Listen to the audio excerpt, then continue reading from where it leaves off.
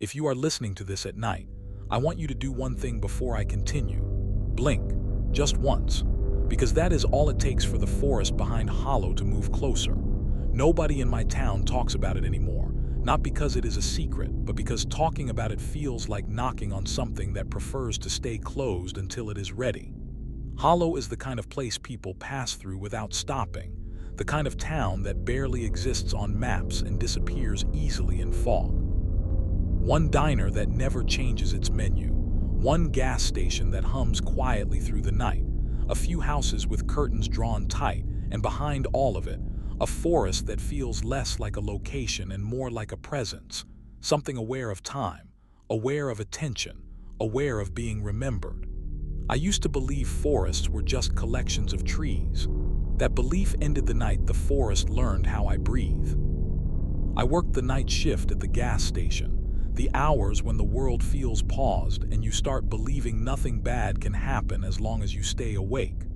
Trucks pass through sometimes, headlights cutting the darkness into temporary shapes, and then everything returned to normal. The forest stayed where it was supposed to stay. Until a.m., when every light went out at the exact same moment and the darkness didn't rush in like it should have, but instead waited, pressing against the windows as if it were considering whether I was worth noticing. The refrigerator died. The coffee machine fell silent. The low electrical hum that had always been there vanished, leaving behind a quiet so complete it felt artificial. The silence was wrong immediately. No insects, no wind, no distant highway noise, just my breathing, suddenly loud and exposed like I had been placed alone on a stage. That was when I heard it coming from the forest, not a growl, not footsteps, but breathing, slow and deliberate, like something massive was practicing how to use lungs it hadn't needed before.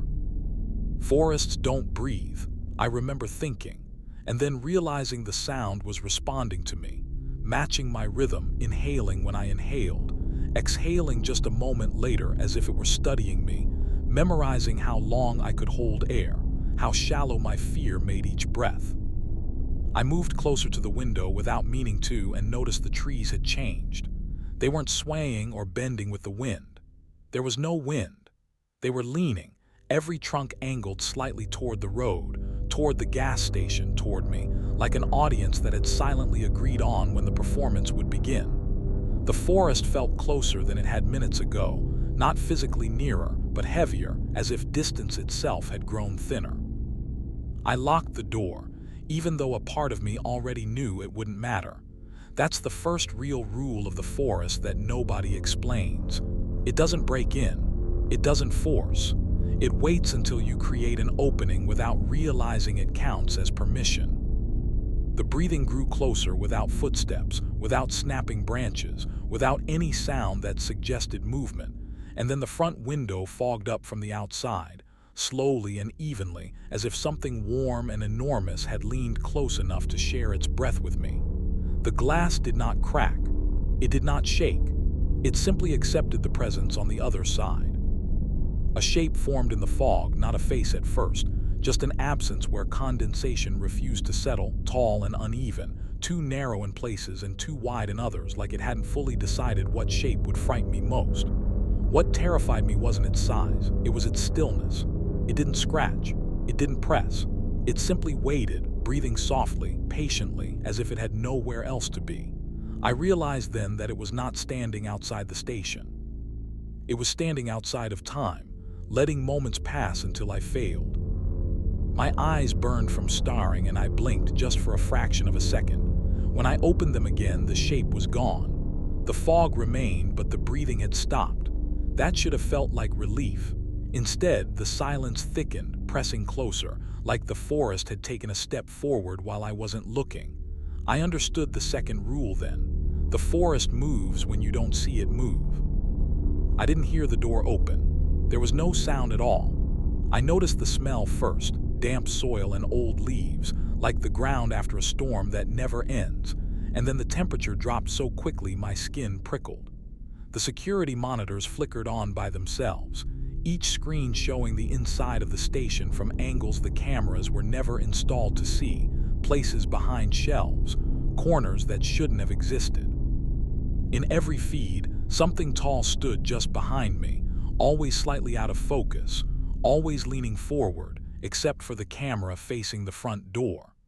That one showed the forest perfectly still and perfectly empty, as if nothing had ever been there.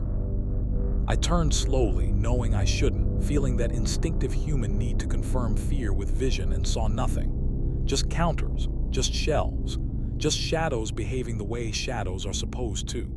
The breathing returned, softer now, closer to my ear, and with it came a pressure not physical but intimate, like being examined from the inside. I felt measured, memorized, reduced to a pattern of habits and reflexes. That was when memories surfaced, things I had dismissed as local nonsense. People who left hollow and never answered calls again. Houses found empty with doors locked from the inside.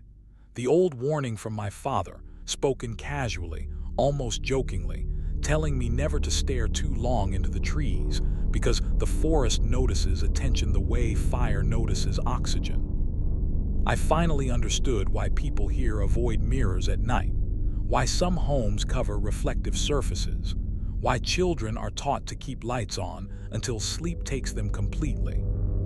The monitors went dark one by one until only a single screen remained. It showed me standing in the station, frozen, staring forward. Behind me, clearer now, stood the thing that breathes when you're not looking.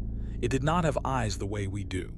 Its head was smooth in places and broken in others, like bark stretched over something unfinished. Its mouth was too wide, not open, just present, existing only to breathe.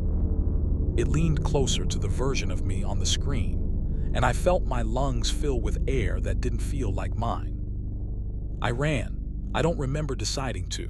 My body moved before my mind could argue. I burst through the back door and didn't stop until the forest edge was far behind me and the first lights of town flickered back on, pretending nothing had happened. The gas station looked normal when I returned with the police. No fog, no smell, no recordings, just my word against an empty building and a quiet line of trees that refused to lean while anyone was watching. I quit that night. I left hollow weeks later. New city, new apartment, new job, but the forest didn't stay behind. That's the final rule, the one nobody survives long enough to explain properly. The forest doesn't need to follow you physically. Once it learns your rhythm, once it matches your breathing, it knows how to find you anywhere. Sometimes, late at night, when the room is quiet and the air feels heavy, I hear it again, inhaling just after I do, exhaling just a moment late.